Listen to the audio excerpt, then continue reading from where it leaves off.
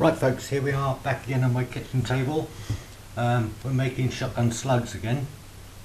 Now I found these plumbing fittings which are soldering caps, quite nice, and they seem to fit down the bore quite nicely.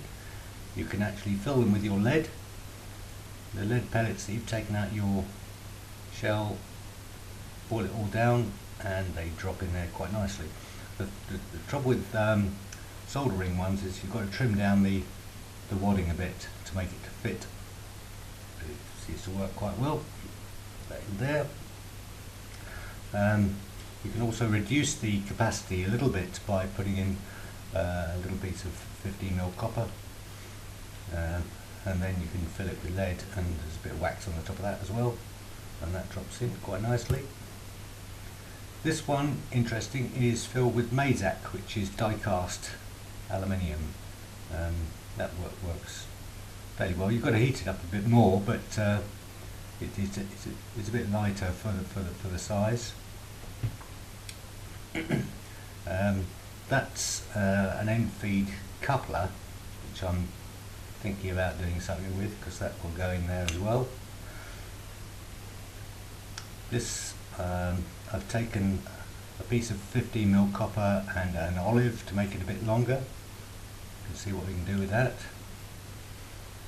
This one has got a lump of copper clad steel, which is an earthing rod, which I used there, and that looks quite purposeful, doesn't it, you think?